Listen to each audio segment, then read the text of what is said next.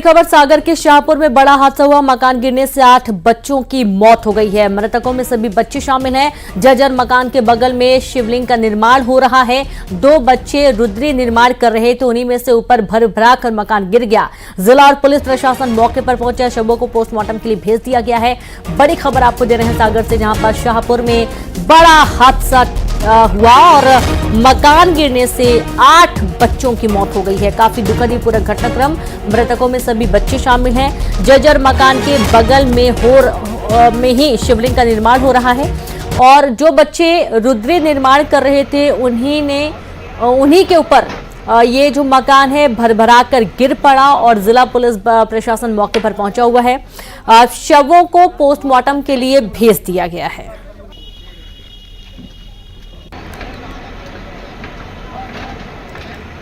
तो ये तस्वीरें आप देखिए, 8 बच्चों की मौत हो गई इस पूरे हादसे में और बहुत ही दुखद ये पूरा हादसा सागर के शाहपुर में, जहां बड़ा हादसा हुआ है। मकान की दीवार गिर गई और 8 बच्चों की इसके नीचे आने से मौत हो गई। दरअसल यहां पर एक मकान जर्जर मकान है, बगल में शिवलिंग का निर्माण हो रहा था और इसके चलते एक कार्यक्रम था। जो बच्चे रुद्री निर्माण कर रहे थे उन्हीं के ऊपर ये भरभरा कर मकान गिर पड़ा।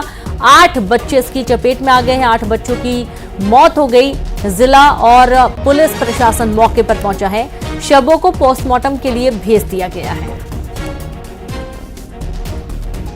तो सागर का ये पूरा मामला है, जहां मकान की दीवार गिरने से 8 मासूम बच्चों की दर्दनाक मौत हो गई। संवाददाता पंकज प्रजापति जुड़ गए। पंकज, क्या पहले से जानकारी नहीं थी कि जर्जर मकान है और यहां पर रहना ही सही नहीं है, जान के लिए खतरा होगा?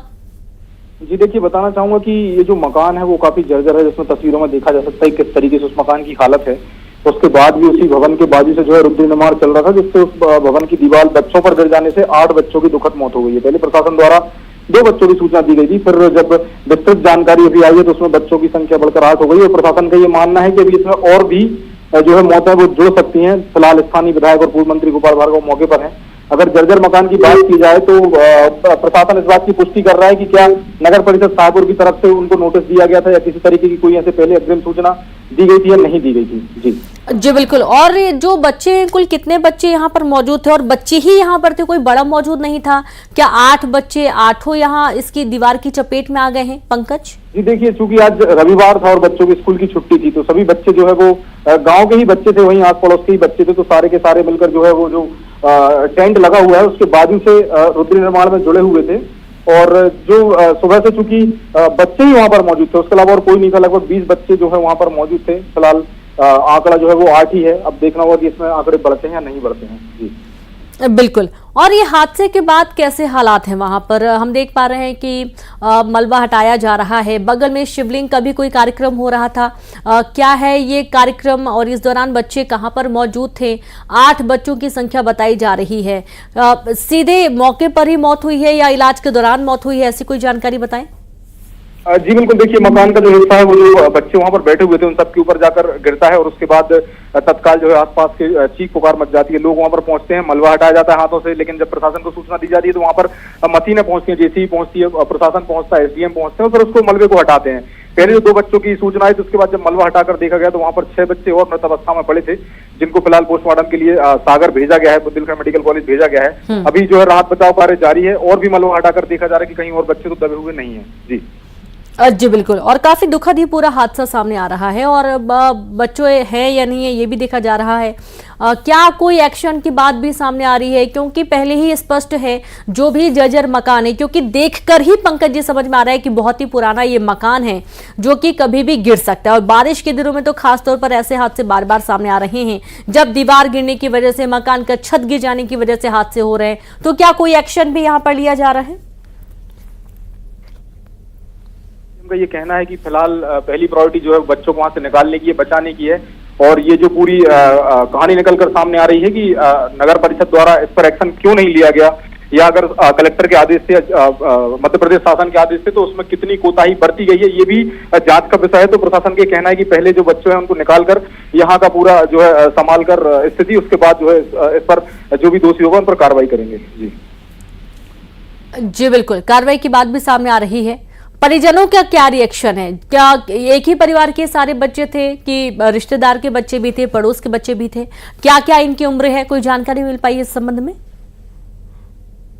रविवार था, बच्चों के स्कूल की छुट्टी थी, तो सावन का महीना है, रुद्र निर्माण चल रहा था, शंकर जी का अभिषेक हो रहा था, रुद्र निर्माण चल रहा था। तो जो स्कूल के बच्चे थे, आसपास के पड़ोस के लोगों के, वो सब आकर वहीं एक जगह बैठकर ही रुद्र निर्माण कर रहे थे।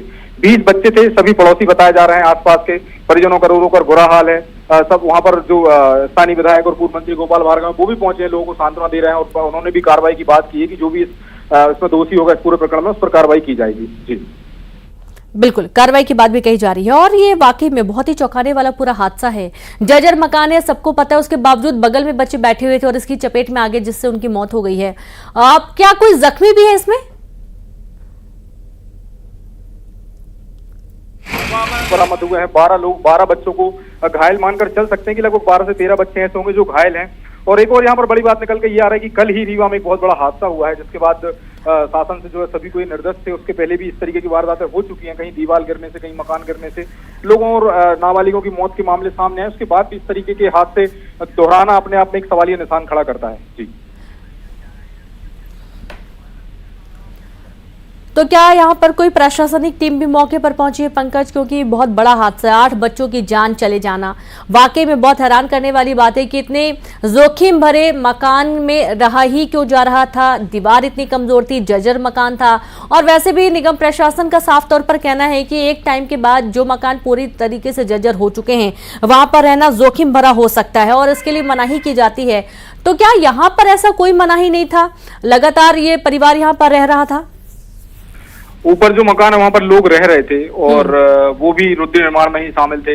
और अगर प्रशासन की बात की जाए तो पूरी प्रशासनिक टीम मौके पर है, एसडीएम है, तहसीलदार हैं, और पटवारी जो ग्राम पंचायत के और जो भी अधिकारी रहते हैं, सचिव रहते हैं, वो सब मौके पर मौजूद हैं और स्थिति का मुआयना कर रहे हैं कि ये जो मकान है ये जिनका है उनको पहले समझाइश दी गई थी या नहीं दी गई थी, किस तरीके की बातें हैं। कलेक्टर ने भी इस पूरे मामले पर संज्ञान लिया। उनका ये कहना है कि इसमें एक टीम बनाकर जांच की जाएगी, इसमें जो भी लोग दोषी होंगे उन सब पर कार्रवाई की जाएगी। जी, और ये बहुत ही महत्वपूर्ण है। बिल्कुल, आप लगातार जुड़े रहिए हमारे साथ। शैलेंद्र चौहान भी जुड़ गए। शैलेंद्र, दुखद हादसा सागर के शाहपुर से सामने आ रहा है, जहां मकान की दीवार गिर गई और 8 बच्चों की मौत हो गई। सभी 8 बच्चे वहां पर मौके पर मौजूद थे। शिवलिंग का कार्य भी चल रहा था बगल में ही, और इस कार्यक्रम के दौरान ये सभी बच्चे एकत्रित हुए थे। दुखद ये पूरा घटनाक्रम है। बड़ा सवाल ये कि आखिरकार इन बच्चों की मौत का जिम्मेदार कौन होगा, क्योंकि जर्जर मकान था और हम तस्वीरें देखकर साफ तौर पर समझ सकते हैं कि मकान की हालत पूरी खस्ता हो चुकी है। बारिश हुई, दीवार में सीलन आई और दीवार गिर पड़ी। 8 बच्चे जान गंवा बैठे।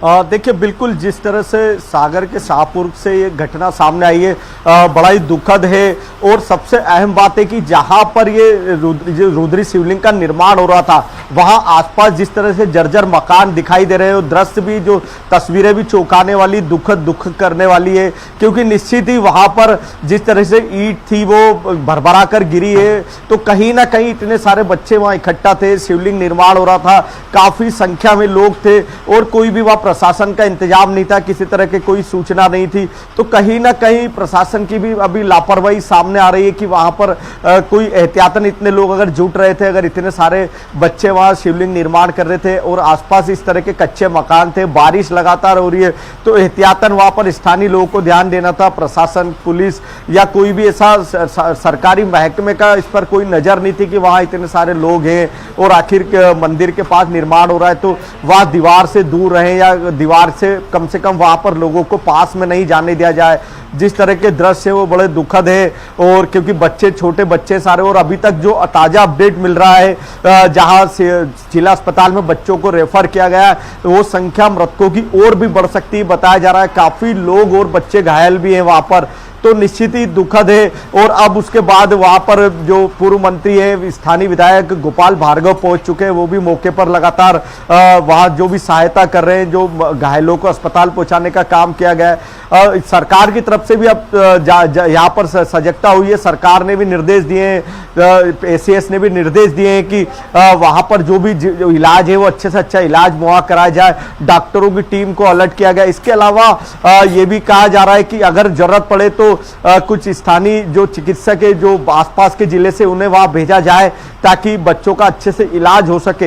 हालांकि घटना जो है बहुत दुखद है और कहीं ना कहीं लापरवाही की तरफ भी इशारा कर रही है, क्योंकि कल ही एक और स्कूल में के बच्चों की मौत का मामला आया था और वहां भी दीवार गिरी थी। अब उसी तरीका एक ही दिन बाद मामला आता है कि वहां इतनी संख्या में बच्चे इकट्ठा है, शिवलिंग का निर्माण हो रहा है और इस तरह जर्जर दीवारें, आसपास जर्जर मकान है, वो मकान भी साफ नजर आ रहे हैं कि कितने जर्जर हैं। तो और ये आखिर जोखिम भरे स्थान पर रहना ही क्यों, बड़ा सवाल यही है। और बहुत शुक्रिया आपका लगातार जानकारी देने के लिए शैलेंद्र। पंकज, आपका